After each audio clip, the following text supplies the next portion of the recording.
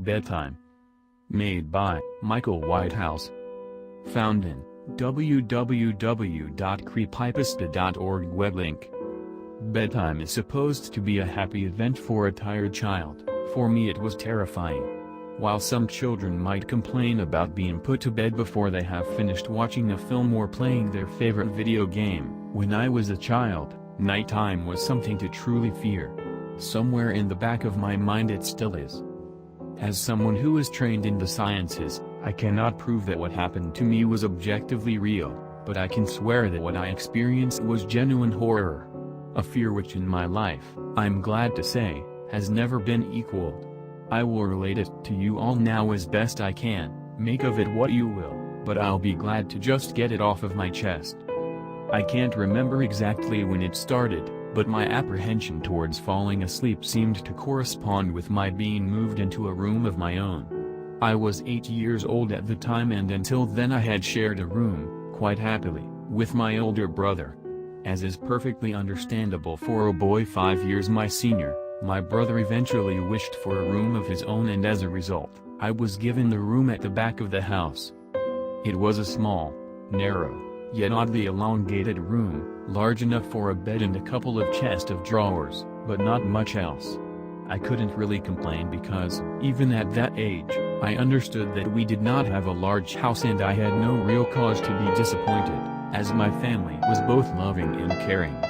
It was a happy childhood. During the day, a solitary window looked out onto our back garden, nothing out of the ordinary, but even during the day the light which crept into that room seemed almost hesitant. As my brother was given a new bed, I was given the bunk beds which we used to share. While I was upset about sleeping on my own, I was excited at the thought of being able to sleep in the top bunk, which seemed far more adventurous to me. From the very first night I remember a strange feeling of unease creeping slowly from the back of my mind.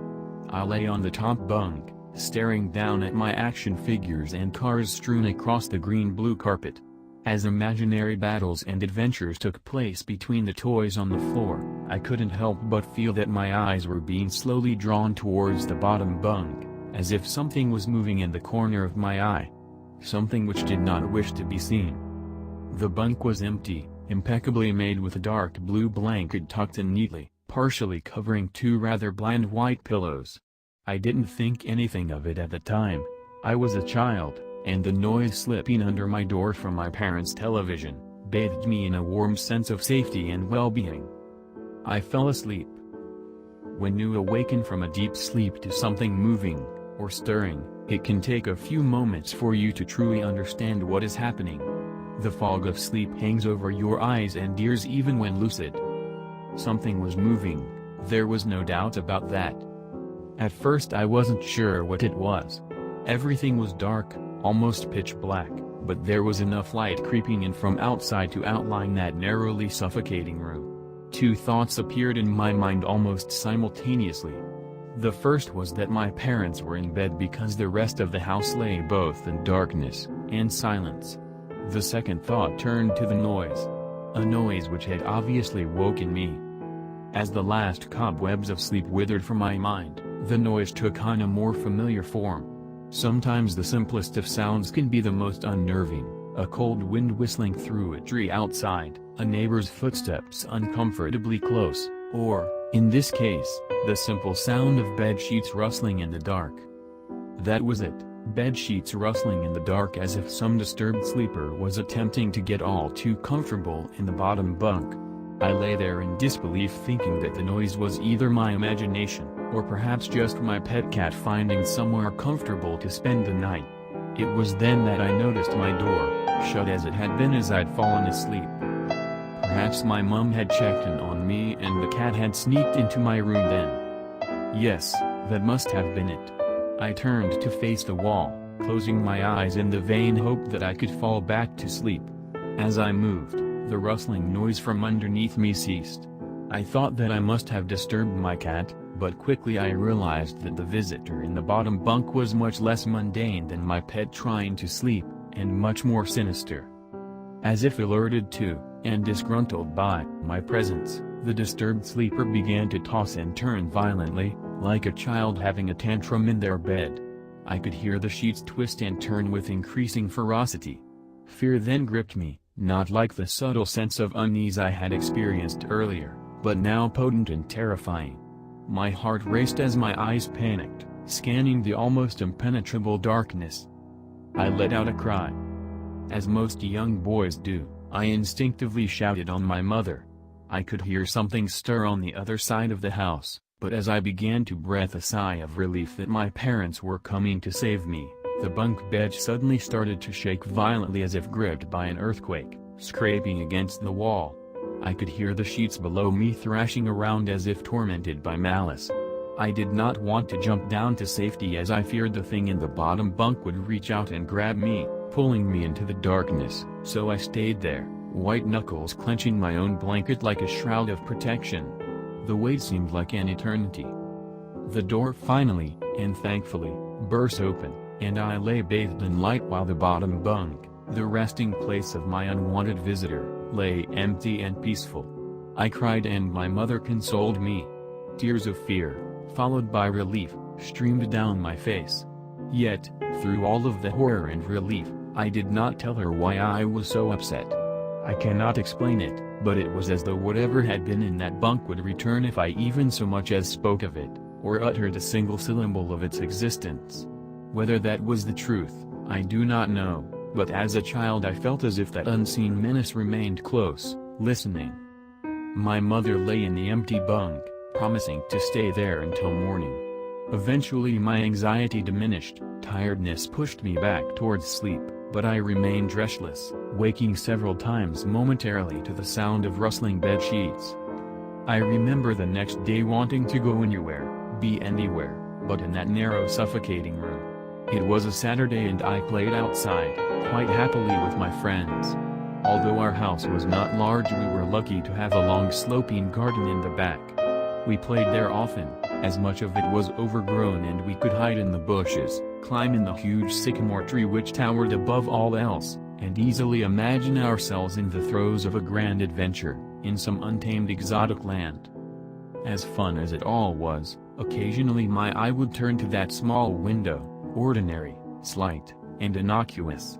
But for me, that thin boundary was a looking glass into a strange, cold pocket of dread. Outside, the lush green surroundings of our garden filled with the smiling faces of my friends could not extinguish the creeping feeling clawing its way up my spine, each hair standing on end. The feeling of something in that room, watching me play, waiting for the night when I would be alone, eagerly filled with hate. It may sound strange to you, but by the time my parents ushered me back into that room for the night, I said nothing. I didn't protest, I didn't even make an excuse as to why I couldn't sleep there. I simply and sullenly walked into that room, climbed the few steps into the top bunk and then waited. As an adult I would be telling everyone about my experience, but even at that age I felt almost silly to be talking about something which I really had no evidence for. I would be lying, however, if I said this was my primary reason. I still felt that this thing would be enraged if I so much as spoke of it. It's funny how certain words can remain hidden from your mind, no matter how blatant or obvious they are. One word came to me that second night, lying there in the darkness alone, frightened, aware of a rotten change in the atmosphere, a thickening of the air as if something had displaced it. As I heard the first casual twists of the bed sheets below, the first anxious increase of my heartbeat at the realization that something was once again in the bottom bunk, that word, a word which had been sent into exile, filtered up through my consciousness, breaking free of all repression, gasping for air, screaming, etching, and carving itself into my mind. Ghost. As this thought came to me, I noticed that my unwelcome visitor had ceased moving. The bed sheets lay calm and dormant, but they had been replaced by something far more hideous. A slow, rhythmic, rasping breath heaved and escaped from the thing below. I could imagine its chest rising and falling with each sordid, wheezing, and garbled breath. I shuddered, and hoped beyond all hope that it would leave without occurrence. The house lay, as it had the previous night, in a thick blanket of darkness. Silence prevailed, all but for the perverted breath of my, as yet, unseen bunkmate. I lay there terrified.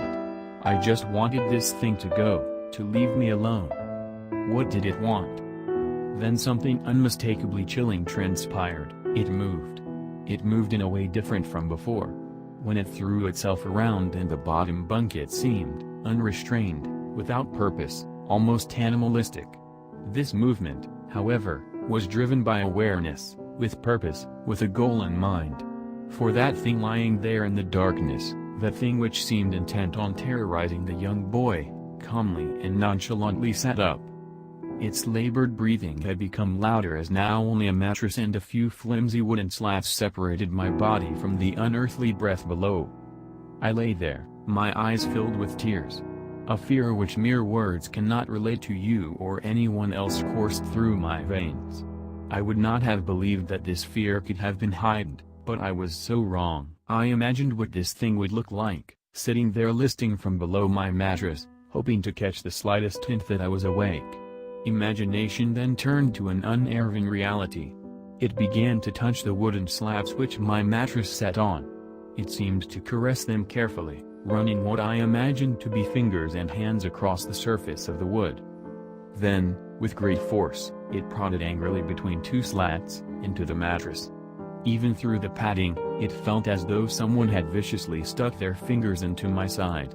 I let out an almighty cry, and the wheezing, shaking, and moving thing in the bunk below replied in kind by violently vibrating the bunk as it had done the night before. Small flakes of paint powdered onto my blanket from the wall as the frame of the bed scraped along it, backwards and forwards. Once again I was bathed in light, and there stood my mother, loving, caring as she always was, with a comforting hug and calming words which eventually subdued my hysteria. Of course she asked what was wrong, but I could not say, I dared not say. I simply said one word over and over and over again. Nightmare. This pattern of events continued for weeks, if not months. Night after night I would awaken to the sound of rustling sheets. Each time I would scream so as to not provide this abomination with time to prod and feel for me. With each cry the bed would shake violently, stopping with the arrival of my mother, who would spend the rest of the night in the bottom bunk, seemingly unaware of the sinister force torturing her son nightly. Along the way I managed to feign illness a few times and come up with other less than truthful reasons for sleeping in my parents' bed, but more often than not I would be alone for the first few hours of each night in that place. The room where the light from outside did not sit right. Alone with that thing. With time you can become desensitized to almost anything, no matter how horrific. I had come to realize that, for whatever reason, this thing could not harm me when my mother was present. I am sure the same would have been said for my father, but as loving as he was, waking him from the sleep was almost impossible. After a few months I had grown accustomed to my nightly visitor.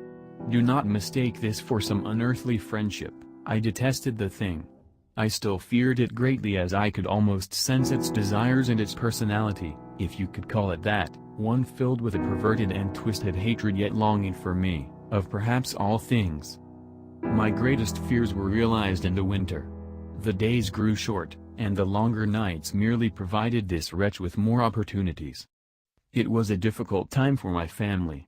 My grandmother, a wonderfully kind and gentle woman, had deteriorated greatly since the death of my grandfather. My mother was trying her best to keep her in the community as long as possible. However, dementia is a cruel and degenerative illness, robbing a person of their memories one day at a time. Soon she recognized none of us, and it became clear that she would need to be moved from her house to a nursing home. Before she could be moved, my grandmother had a particularly difficult few nights, and my mother decided that she would stay with her. As much as I loved my grandmother and felt nothing but anguish at her illness, to this day I feel guilty that my first thoughts were not of her, but of what my nightly visitor may do should it become aware of my mother's absence, her presence being the one thing which I was sure was protecting me from the full horror of this thing's reach. I rushed home from school that day and immediately wrenched the bed sheets and mattress from the lower bunk, removing all of the slats and placing an old desk, a chest of drawers, and some chairs which we kept in a cupboard where the bottom bunk used to be. I told my father I was making an office which he found adorable, but I would be damned if I'd give that thing a place to sleep for one more night. As darkness approached, I lay there knowing my mother was not in the house. I did not know what to do. My only impulse was to sneak into her jewelry box and take a small family crucifix which I had seen there before. While my family were not very religious, at that age I still believed in God and hoped that somehow this would protect me. Although fearful and anxious, while gripping the crucifix under my pillow tightly in one hand, sleep eventually came, and as I drifted off to dream, I hoped that I would awaken in the morning without incidents. Unfortunately, that night was the most terrifying of all. I woke gradually. The room was once again dark. As my eyes adjusted, I could gradually make out the window and the door, and the walls, some toys on a shelf, and even to this day I shudder to think of it, for there was no noise. No rustling of sheets. No movement at all. The room felt lifeless. Lifeless, yet not empty. The nightly visitor, that unwelcome, wheezing, hate-filled thing which had terrorized me night after night, was not in the bottom bunk, it was in my bed. I opened my mouth to scream, but nothing came out. Utter terror had shaken the very sound from my voice.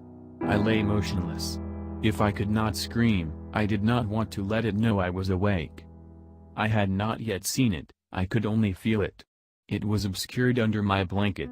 I could see its outline, and I could feel its presence, but I dared not look. The weight of it pressed down on top of me, a sensation I will never forget. When I say that hours passed, I do not exaggerate. Laying there motionless, in the darkness, I was every bit a scared and frightened young boy. If it had been during the summer months it would have been light by then, but the grasp of winter is long and unrelenting, and I knew it would be hours before sunrise, a sunrise which I yearned for. I was a timid child by nature, but I reached a breaking point, a moment where I could wait no more, where I could survive under this intimately deviant abomination no longer. Fear can sometimes wear you out, make you threadbare, a shell of nerves leaving only the slightest trace of you behind. I had to get out of that bed. Then I remembered, the crucifix. My hand still lay underneath the pillow, but it was empty. I slowly moved my wrist around to find it, minimizing as best I could the sound and vibrations caused, but it could not be found. I had either knocked it off of the top bunk, or it had I could not even bear to think of it, been taken from my hand. Without the crucifix I lost any sense of hope. Even at such a young age, you can be acutely aware of what death is, and intensely frightened of it. I knew I was going to die in that bed if I lay there, dormant, passive, doing nothing. I had to leave that room behind, but how? Should I leap from the bed and hope that I make it to the door? What if it is faster than me? Or should I slowly slip out of that top bunk, hoping to not disturb my uncanny bedfellow? Realizing that it had not stirred when I moved, trying to find the crucifix, I began to have the strangest of thoughts. What if it was asleep? It hadn't so much as breathed since I had woken up. Perhaps it was resting, believing that it had finally got me, that I was finally in its grasp. Or perhaps it was toying with me, after all it had been doing just that for countless nights, and now with me under it, pinned against my mattress with no mother to protect me, maybe it was holding off, savoring its victory until the last possible moment. Like a wild animal savoring its prey. I tried to breathe as shallowly as possible, and mustering every ounce of courage I could, I reached over slowly with my right hand and began to peel the blanket off of me. What I found under those covers almost stopped my heart. I did not see it, but as my hand moved the blanket, it brushed against something. Something smooth and cold. Something which felt unmistakably like a gaunt hand. I held my breath in terror as I was sure it must now have known that I was awake. Nothing. It did not stir, it felt dead. After a few moments I placed my hand carefully further down the blanket and felt a thin, poorly formed forearm. My confidence and almost twisted sense of curiosity grew as I moved down further to a disproportionately larger bicep muscle. The arm was outstretched lying across my chest, with the hand resting on my left shoulder as if it had grabbed me in my sleep. I realized that I would have to move this cadaverous appendage if I even so much as hoped to escape its grasp. For some reason, the feeling of torn, ragged clothing on the shoulder of this nighttime invader stopped me in my tracks. Fear once again swelled in my stomach and in my chest as I recoiled my hand in disgust at the touch of straggled, oily hair. I could not bring myself to touch its face, although I wonder to this very day what it would have felt like. Dear God, it moved. It was subtle, but its grip on my shoulder and across my body strengthened. No tears came, but God, how I wanted to cry. As its hand and arm slowly coiled around me, my right leg brushed along the cool wall which the bed lay against. Of all that happened to me in that room, this was the strangest. I realized that this clutching, rancid thing which drew great delight from violating a young boy's bed, was not entirely on top of me. It was sticking out from the wall, like a spider striking from its lair. Suddenly its grip moved from a slow tightening to a sudden squeeze. It pulled and clawed at my clothes as if frightened that the opportunity would soon pass. I fought against it, but its emaciated arm was too strong for me. Its head rose up writhing and contorting under the blanket. I now realized where it was taking me, into the wall. I fought for my dear life, I cried, and suddenly my voice returned to me, yelling, screaming, but no one came. Then I realized why it was so eager to suddenly strike, why this thing had to have me now. Through my window, that window which seemed to represent so much malice from outside, streaked hope, the first rays of sunshine. I struggled further, knowing that if I could just hold on, it would soon be gone. As I fought for my life, the unearthly parasite shifted, slowly pulling itself up my chest, its head now poking out from under the blanket, wheezing, coughing, rasping. I do not remember its features, I simply remember its breath against my face, foul and as cold as ice. As the sun broke over the horizon, that dark place, that suffocating room of contempt was washed, bathed in sunlight.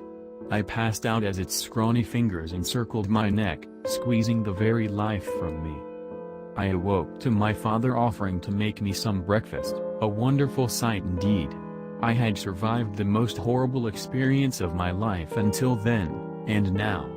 I moved the bed away from the wall, leaving behind the furniture I had believed would stop that thing from taking a bed. Little did I think that it would try to take mine. In me. Weeks passed without incidents, yet on one cold, frost-bitten night I awoke to the sound of the furniture where the bunk beds used to be, vibrating violently. In a moment it passed. I lay there sure I could hear a distant wheezing coming from deep within the wall, finally fading into the distance. I have never told anyone this story before. To this day I still break out in a cold sweat at the sound of bed sheets rustling in the night, or a wheeze brought on by a common cold, and I certainly never sleep with my bed against a wall. Call it superstition if you will, but as I said, I cannot discount conventional explanations such as sleep paralysis, hallucination, or that of an overactive imagination, but what I can say is this: the following year I was given a larger room on the other side of the house, and my parents took that strangely suffocating, elongated place as their bedroom. They said they didn't need a large room, just one big enough for a bed and a few things. They lasted 10 days. We moved on the 11th.